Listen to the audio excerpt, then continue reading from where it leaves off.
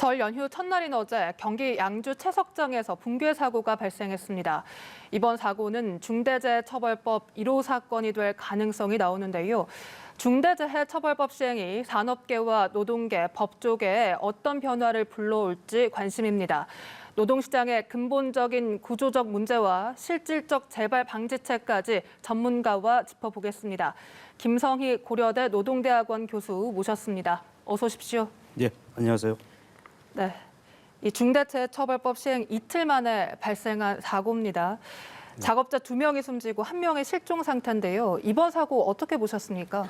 예, 새해 들어서 붕괴, 매몰 같은 안타까운 사고가 이게 두 번째 일어나고 있죠.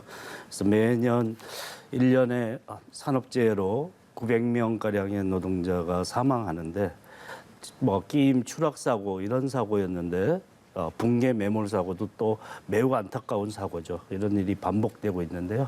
그래서 안전 시설을 점검하고 충분한 인력을 배치하고 그래서 그걸 통해서 사실 이런 중대재해를 예방할 수 있는 것인데 그러지 못하고 공기 단축이나 비용 절감을 위해서 안전을 등한시하는 이런 상황이 반복적으로 일어나고 있어서 매우 안타깝게 생각합니다. 네. 매우 안타까운 사고가 아닐 수가 없는데요. 이번 양주 채석장 붕괴 사고가 중대재해처벌법 1호 사건이 될 가능성이 높은 상황입니다. 네. 하지만 이를 검토한 고용노동부 측에서는 이 법을 적용해서 처벌하는 게 쉽지 않다 이런 반응이 나오고 있다고 합니다. 그 이유가 무엇입니까? 예, 중대재해라고 하면 산업재해로 인해서 1명 이상 사망하거나 6개월 이상 치료를 요하는 중상자 2명이 발생할 경우인데요. 그에 해당하죠. 네. 그럼에도 불구하고 처벌을 할 수 있는 경우에는 산업안전보건 의무 조치를 충분히 하지 않았을 경우인데요. 이 경우에 이제 형식상으로는 다 할 수 있는데 네. 실질적으로 하지 않은 경우에 발생할 수 있는 문제죠.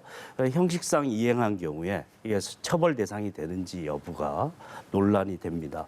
그래서 중대재해기업처벌법 제정 시에도 네. 이런 안전보건 의무와 재해 발생 간의 상관관계를 원인을 추정을 해야 된다라고 했는데 그 조항이 빠졌기 때문에 사실 형식상으로 안전보건 의무 조치를 했다. 우리는 또 경영 책임자가 그에 대한 충분한 지시를 했고 배정을 했다라고 하는데 실질적으로는 현장에서 그것이 이행되지 않거나 위험사고의 요인들이 상존해 있을 경우에 그래서 발생했을 때 이 문제를 어떻게 볼 것이냐에 대한 논란의 여지가 여전히 남아 있다고 볼 수 있겠죠.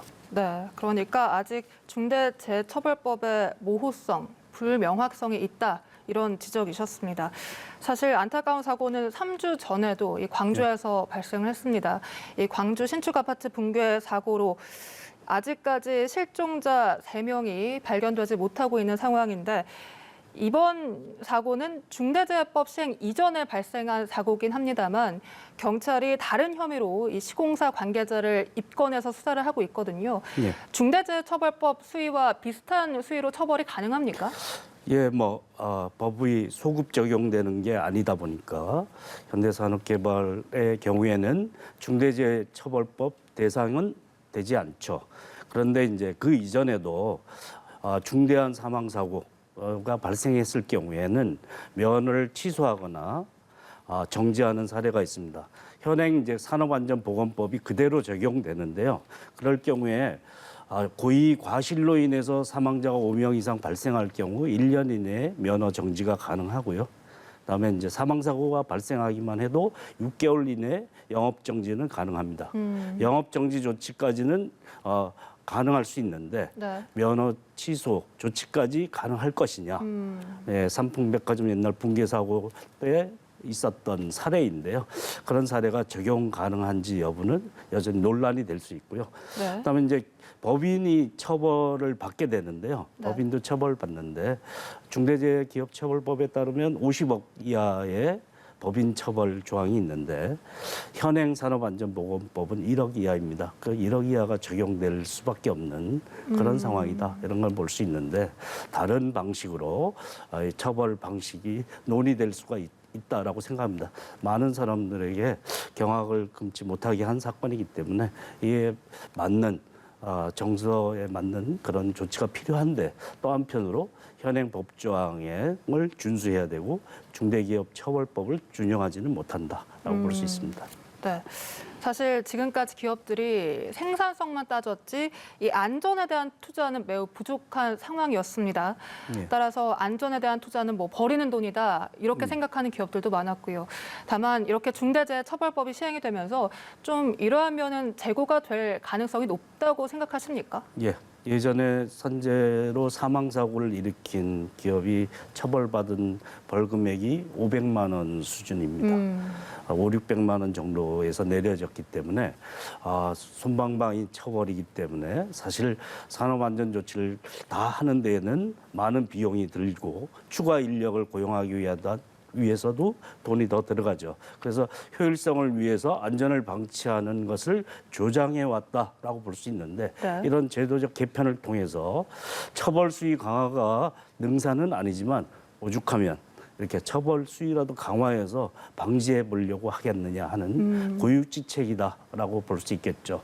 충분한 예방 조치를 하고 안전을 상수로 놓고 하는 기업 경영이 이루어지면 좋겠지만 그렇지 않은 안전사고가 다발하는 게 일상화되어 있는 구조에서는 처벌 강화가 어느 정도 새로운 변화의 계기가 되지 않을까 생각합니다. 네. 그래서인지 이 많은 기업들에서는 벌써부터 꼼수가 나타나고 있습니다. 뭐 일부 기업들은 설 연휴 동안 중대재해처벌법 1호가 되지 않기 위해서 뭐 이 공사를 멈췄다 이런 기업들도 있고 또 한편에서는 뭐 최고 안전 책임자 직책을 신설한다던가 뭔가 부사장급의 선임 혹은 기존의 안전 책임자 지위를 격상하는 이런 꼼수가 나타나고 있거든요. 예, 과거에 중대재해가 발생하더라도 현장 소장, 현장 감독자가 처벌받는데 그쳤는데 네. 그 문제를 방지하기 위해서 최고 경영 책임자나 안전관리 책임자를 처벌하게 돼 되는 그런 조항으로 바뀌었죠. 그래서 현장 감독자만 애꿎게 처벌받는 게 아니라 인력과 예산 투입의 의사결정권을 가진 사람이 사실은 안전보건 조치 의무를 다하지 못하는 원인 제공자다라고 봐서 처벌하는 거죠. 그런데 여전히 대표이사 또는 안전관리 책임자 이렇게 규정돼 있기 때문에 그렇게 약간 후퇴한 법안입니다. 그래서 안전관리 책임자를 신설하는 방식으로 그렇게 예전 현장 감독자보다는 조금 높겠지만 이사, 상무 그런데 그 사람들이 실질적으로 의사결정 권한이 있을 수 있느냐에 대한 논란은 여전히 있는 사람에게 책임을 전가하는 방식으로 이루어지고 있는데 이것은 이제 법률에서 또는으로 규정되기 때문에 네. 그 책임 소재를 어디에 묻느냐에 대한 법원 판례가 나오면서 해결될 수 있는 방안이기 때문에 이 중대재해기업처벌법의 정신을 법원에서 어떻게 해석하느냐에 따라 조금 달라질 수 있다라고 볼 수 있습니다. 네, 법원 판례에 따라 앞으로 네. 달라질 수 있다 이런 말씀이십니다. 이 중대재해법에 대한 우려의 목소리 조금 더 짚어보면요.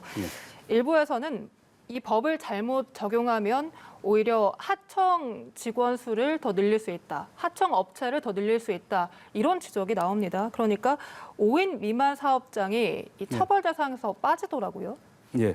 우리나라 이제 근로기준법에 5인 미만 사업장이 적용 안 되는 조항들이 꽤 있는데 중대재해기업처벌법에서도 사실 5인 미만 사업장은 제외했는데 상시 근로자 5인 미만입니다. 그러니까 일용직 외주를 주고 고용한 인원 이런 사람들은 다 빠지게 되죠. 그런 인원들을 많이 채용해서 사실은 한 50명, 100명으로 운영하는 회사도 5인 미만 사업장이 될 수 있는 위험성이 있거나 기업들이 여러 개의 사업장을 가지고 있지 않습니까? 네. 기업들이 사업장을 쪼개기 하는 방식으로도 네. 대처할 수 있는 문제는 과거부터 있었는데 산업안전에 관해서만은 그렇게 또 적용 예외를 하면 안 된다고 하는 지적이 많았음에도 불구하고 중대재해기업처벌법에서도 빠져서 이런 위험의 외주화의 문제가 계속 지적돼 왔는데 네. 이런 문제를 계속 방치하는 법제도 구조를 그대로 온전시킨 것이 아니냐는 문제가 지적이 되고 있죠.